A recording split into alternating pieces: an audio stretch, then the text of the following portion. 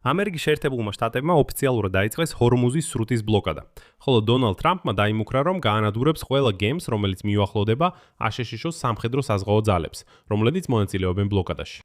ამავე დროს ტრამპმა განაცხადა, რომ ირანელმა დღეს დაურეკეს და სთხოვეს მას შეთანხმების გაფორმება, რომელიც ვერ შეძლეს შაბათს პაკისტანში.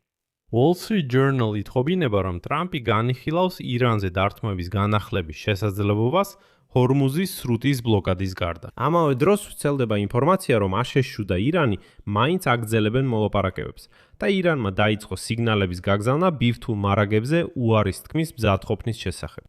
და ექსპერტებმა განაცხადეს, რომ წარმატებულმა ბლოკადამ შეიძლება აიძულოს ირანი წავიდეს დათმობებზე, რათა შეწყვიტოს საბრძოლო მოქმედებები და გახსნას ჰორმუზის სრუტე ყველასთვის. და თუნდაც ომისა და დონალდ ტრამპის მოწინააღმდეგეები, როგორც ჩანს, ამ იდეას მხარს უჭერენ. ჩემი სახელია ალექსეი პიჩი, მოდით ერთად განვიხილოთ ეს თემა, მაგრამ სანამ დავიწყებთ, გთხოვთ გამოიწეროთ არხი, დაწეროთ ნებისმიერი კომენტარი ამ გამოშვებასთან და დაადოთ ლაიქი. ასევე გამოიწერეთ ჩემი Telegram არხი Pichi News-ი, ბმული აღწერაში ამ ვიდეოს ქვეშ. ამერიკელმა სამხედროებმა დღეს განაცხადეს, რომ ორშაბათს დაიწყეს პორტების და მთელი სანაპიროს ბლოკადა. მას შემდეგ, რაც პაკისტანის დედაქალაქში გამართულ მოლაპარაკებებზე შედეგი ვერ მიიღეს,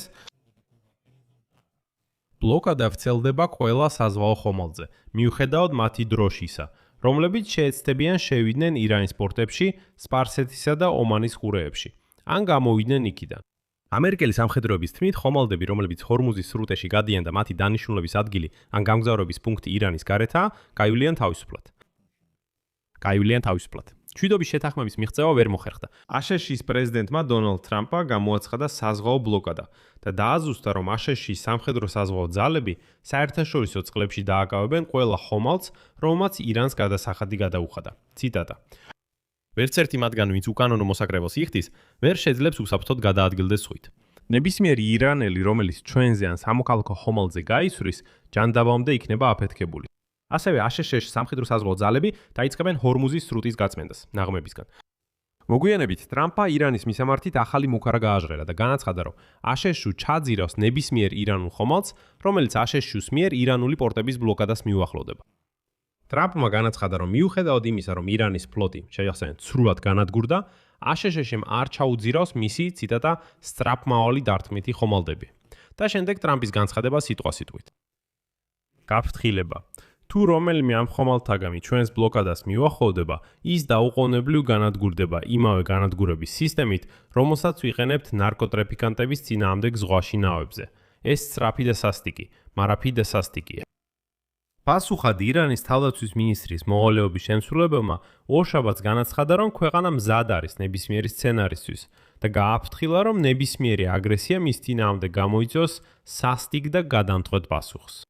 ამის შემდეგ დონალდ ტრამპმა განაცხადა, რომ დღესდილით მისმა ადმინისტრაციამ თითქოს მიიღო ზარი თეირანიდან. და იქ ტელეფონში დონალდ ტრამპს ეხვეწებოდნენ, რომ მასთან შეთანხმება დაედო. ტრამპი ამტკიცებდა, რომ თეირანთან მოლაპარაკებების მთავარი დაბრკოლება ბირთვული საკითხია და დაამატა, რომ ირანს არ ექნება ბირთვული იარაღი. ციტატა. ჩვენ ბევრ საკითხს შევთანხმდით, მაგრამ ისინი ამაზე არ დათანხმდნენ და მე ვფიქრობ, რომ ისინი დათანხმდებიან. მე თითქმის დარწმუნებული ვარ ამაში. სინამდვილეში დარწმუნებული ვარ. თუ ისინი არ დათანხმდებიან, შეთანხმება არ იქნება. შეთანხმება არასდროს იქნება. აი ესეთ ციტატა. მან განაცხადა, რომ აშშ-ისთვის კიდევ ერთი პრიორიტეტია გამდიდრებული ურანის დაბრუნება, რომელიც ჯერ კიდევ ირანის განკარგულებაშია. ამ ფონზე Wall Street Journal წერს, რომ ტრამპი განიხილავს ირანზე შეზღუდული დარტყმების განახლებას ჰორმუზის სრუტის ბლოკადის დამატებით. წყაროების თქმით, ეს ერთ-ერთი სცენარია, რომელიც თეთრ სახლში განიხილება მას შემდეგ, რაც აშშ-სა და ირანს შორის მოლაპარაკებები ისლამაბადში 11 აპრილს უშედეგოდ დასრულდა. სხვა ვარიანტია ირანზე მასშტაბური დარტყმების განახლება. თუმცა, როგორც წყაროებმა აღნიშნეს, ასეთი სცენარი ნაკლებად სავარაუდოა. ახლო აღმოსავლეთის შემდგომი დესტაბილიზაციის რისკისა და ტრამპის სურვილის არქონის გამო გაახანგრძლივოს სამხედრო კონფლიქტი. გარდა ამისა, Wall Street Journal-ის ინფორმაციით, ჰორმუზის სრუტის ბლოკადის დროს, რომლის შესახებაც ტრამპმა წინადრას განაცხადა, აშშ გვაპირებს ზეწოლა მოახდინოს მოკავშირეებზე, რათა მათ უზრუნველყოფა საკუთარ თავზე აიღოთ. და სწორედ აქ ძალიან მოხერხებულ სვლას აპირებს დონალდ ტრამპი. საკითხი იმაშია, რომ თუ შეთანხმება უახლოეს მომავალში არ შედგება, დონალდ ტრამპი აპირებს მოკავშირეები ჩართოს ჰორმუზის სრუტის ბლოკადაში და შემდეგ ნელ-ნელა ეს ამოცანა მათ გადააბაროს. თითქოს ხო უკვე შემოიყვანეთ თქვენი გემები აქ, ხოლო ამერიკული გემები ნელ-ნელა გაიყვანონ რეგიონიდან და ერთ მომენტში თქვან, რომ აი მოусმინეთ, ეს ჩვენი საქმე აღარ არის. იქ უკვე მოკავშირეები არიან. მოდი მოკავშირეებმა მუშირეებმა მიხედონ ამ საქმეს. მაგრამ მთავარი კითხვა ისაა, რა ლოგიკა აქვს ამ ბლოკადას. წარმატებულმა ბლოკადამ შეიძლება აიძულოს ირანი წავიდეს დათმობებზე, რათა შეწყვიტოს საბრძოლო მოქმედებები და გახსნას ჰორმუზის სრუტე ყველასთვის. მაგრამ მანამდე, სანამ გადაწყვეტა არ მოიძებნება, ბლოკადა ასევე გაიყვანს ბაზრიდან მილიონობით ბარელ ნავთობს, რაც გარდაულად გამოიწვევს ნავთობის ფასების ზრდას ყველა გლობალური ბაზრის მონაწილისთვის. დღეს ბრენტის ნავთობის ფიუჩერსებმა კვლავ გადააჯარბეს $100 ბარელზე. ისევ 7%-ით გაიზარდა ფასი მხოლოდ ერთ დღეში. საერთოდ ომის დაწყებიდან მოყოლებული სრუტე შერჩევითად იყო დახურული და ირანი თავად წყვეტს ვინ გაევლის მასში. როგორც წესი, ეს არის გემები, რომლებიც ნავთობსა და გაზს ჩინეთში, თურქეთში, პაკისტანსა და ინდოეთში გადაჰყავთ. სწორედ ასეთი შერჩევითი დახურვა სრუტისა გახდა ომის ერთ-ერთი ყველაზე დამანგრეველი შედეგი დღემდე. და ბოლო მომენტამდე თეთრი სახლი არც ცდილობდა ამ ნაკადის შეჩერებას, იმ მიზეზით, რომ მისი შეწყვეტა ფასების კიდევ უფრო ზრდას გამოიწვევდა.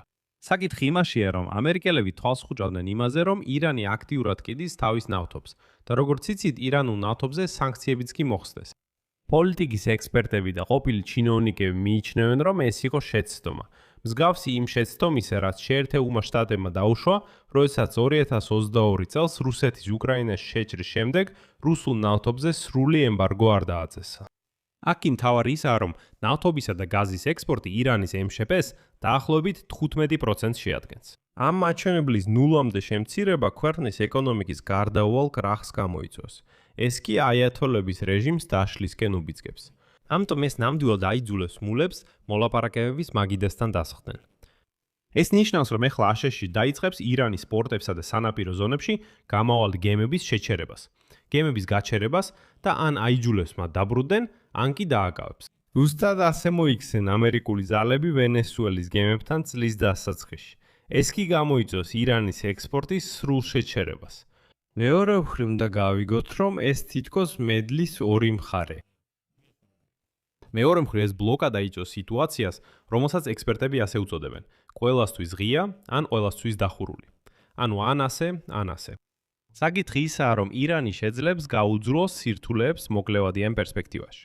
მაშინ, როცა მთელ მსოფლიოს მოუწევს კიდევ უფრო მაღალ ფასებთან შეჯახება.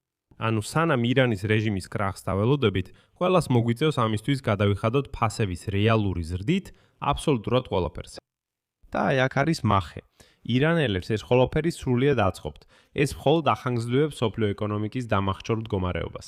და იმის ნაცვლად, რომ ირანი აიძულონ დაიცვას წესები, ამ ბლოკადამ შეიძლება ფაქტობრივად გააძლიეროს ესკალაცია რეალური შედეგის გარეშე. ნიშნულოვანი მოკლევადიანი ეკონომიკური ზეწოლა ირანზე არ ხდება. ეს აშკარად გრძელვადიანი თამაშია და კითხვა ისაა, ვინ დაახამხამებს თვალს პირველად. კიდევ ერთხელ მოკლევადიან პერსპექტივაში ირანს შეუძლია გაუძლოს ნავთობისა და გაზის ექსპორტის გარეშე. კითხვა ისაა, რამდენ ხანს ეყოფათ მათი გამძლეობის მარაგი. და ბოლოს გადავცემ აზრს, რომელიც შემაძრწუნებელია. ჰორმუზის სრუტის ბლოკადით დონალდ ტრამპი ეხლა იბრძვის იმისთვის, რომ დაბრუნდეს სტატუს კვოზე, რომელიც ამ ომის დაწყებამდე არსებობდა. ანუ დონალდ ტრამპმა მიიყვანა საქმე იქამდე, რომ ეხლა ამ ომის მთავარი მიზანი უბრალოდ დაბრუნებაა იმ მდგომარეობაში, რაც ომამდე იყო. მაშინ რისთვის იყო ეს ყველაფერი? აქ მრავალ წერტილს დავსვამ. თქვენი აზრი და დასკვნები დაწერეთ კომენტარებში ამ გამოშვების ქვეშ. გამოიწერეთ არხი, დააჯერეთ ზარის ღილაკს და არ დაგავიწყდეთ მოწონება.